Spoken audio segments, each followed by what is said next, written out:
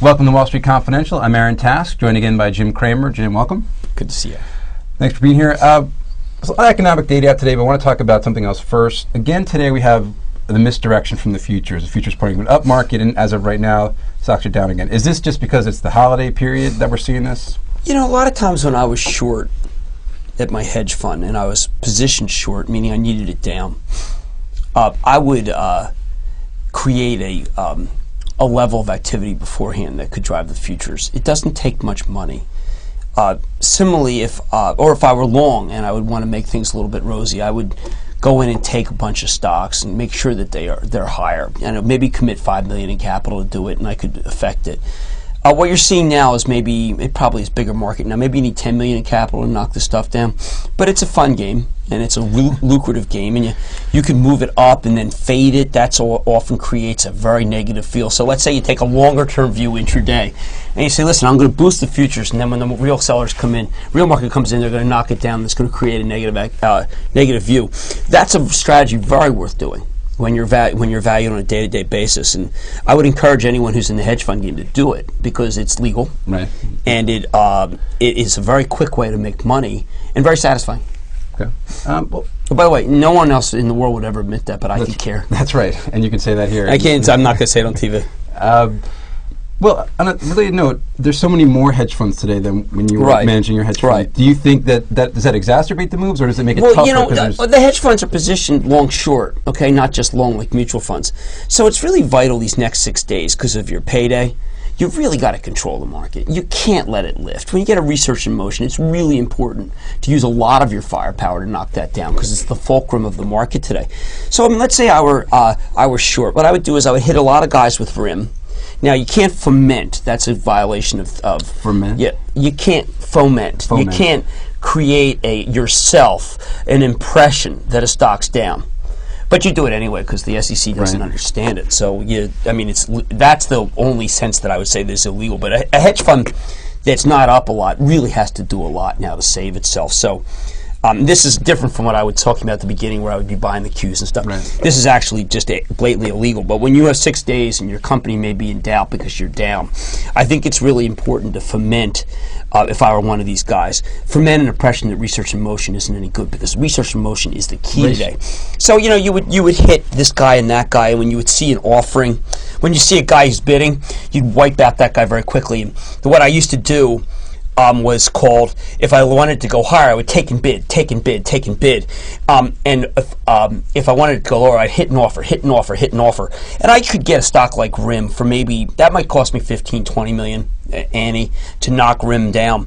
But it would be fabulous because it would beleaguer all the moron longs who are also keying on research in motion. So we're seeing that. That's, you know, again, when your company's in a survival mode, it's really important to defeat research in motion and get the Pisanis of the world and the people talking about it as if there's something wrong with RIM.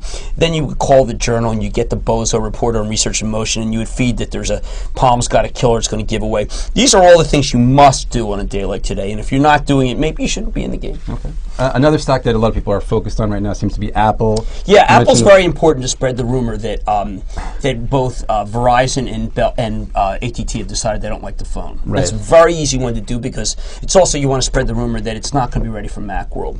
And this is very easy because the people who write about Apple want that story. And you can claim that it's credible because you spoke to someone at Apple, because Apple isn't and it doesn't. Right, they're not going to comment. They're not going to say. So it's really an ideal short. And I would, again, if I were short Apple, I would be working very hard today to get that. And the way you would do that is you pick up the phone, and you call 6 trading desk, and you say, "Listen, I just got off the phone with my contact at Verizon, and he has already said, listen, we're a Lucky G house." We're a Samsung house. We're a Motorola house. There's no room for Apple. They want too much. We're not going to let them in. We're not going to let them do what they did to music.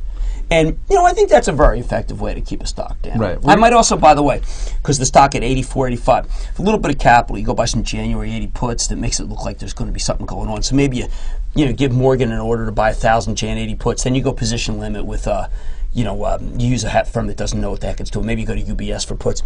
And you just kind of create an image that there's going to be news next week, and that's going to frighten everybody. Right. Then they all go out and say large put buyer UBS. Then they call Pisani again. You have to use those guys and say, listen, I see a big buyer of puts, and I'm told that it's SAC.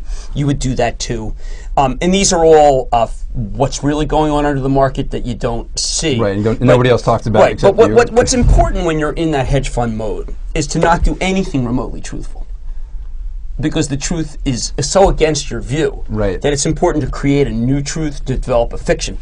And the fiction is developed by almost anybody who's down like 2% to up 6% here. You can't take any chances. You can't have the market up any more than it is if you're up 6. Because starting Jan 2, you'll have all your money come out. So Right. what would you do if you're in that situation and you feel like you're desperate? Is that you would do these actions? So you're talking about the mechanics of the market. Well, you know, mechanics are much more important than the fundamentals. okay, well, but in terms of the fundamentals, you've been writing about how you Who cares think. about the fundamentals? Research in motion just blew out the quarter. Right. But look what people can do.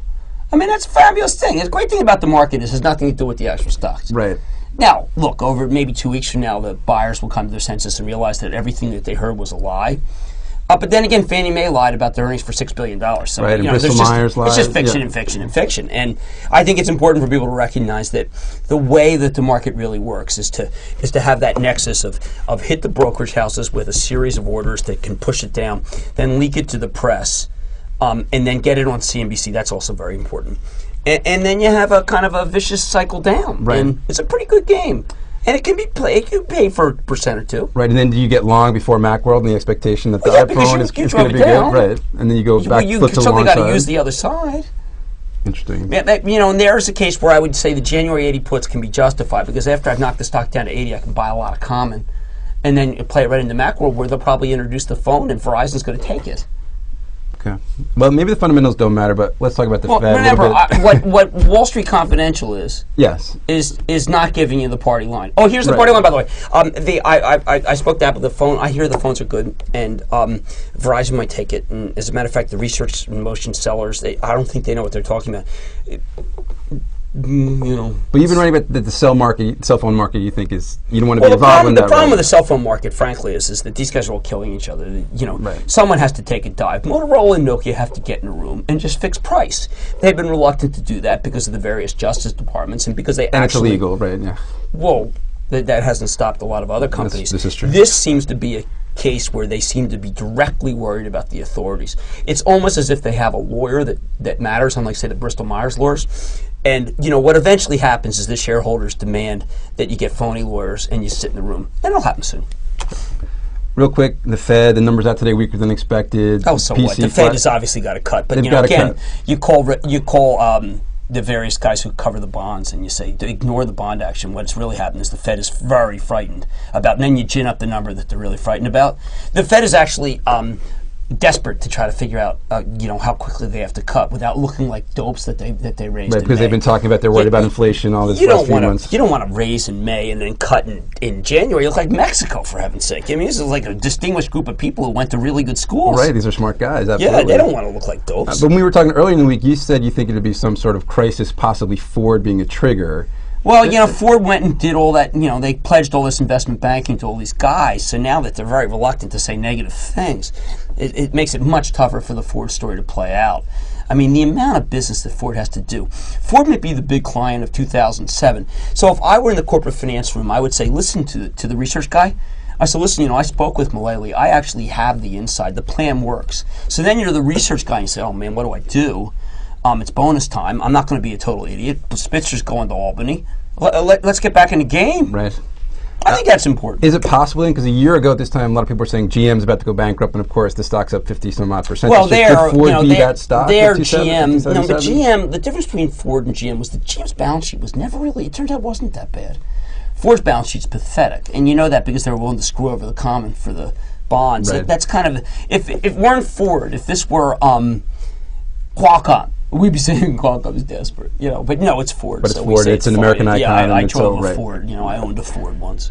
And this is our country. Well, Yeah, this right. has been Jim Cramer. for Wall Street Again, Confidential. what I'm trying to go for in the Wall Street Confidential, and I'm not saying you're sending me, I have to talk about what it's like at my hedge fund, okay? And what other hedge funds do. Because the difference is that if this is an intraday show, and you need to know what I know is going Right. on. Now, we step back. Research in Motion was a real blowout quarter. It was a really good quarter, and I was quite surprised how strong the margins were. It looks like the other guys have really dropped out. It's a terrific story. Should it be up 6? Yeah, I think so. But look where we are. It's Friday. You got 5 more days to make your quarter. Right. Can you really risk having RIM up this much? I don't think you can. Okay, and they're not. And if I'm correct, you're off next week. Yes, I am. Okay, and I am as well. Right. So we'll be back in 2007. I'm hoping that we we finish the year at 1260 because that's at 12,460 because that's what I said at the beginning of the year was. Now, yesterday we came in and we were 20 points away from what I predicted. I want to nail it. Do you have a forecast for 2007? Yeah, but I'm not. You're It's over a series of 5 days, so people have to go to realmoney.com. Check it out on realmoney.com. And Jim, thanks very much for being Thank you, here. Aaron. I'm Aaron Task. Stay tuned for more of TheStreet.com TV.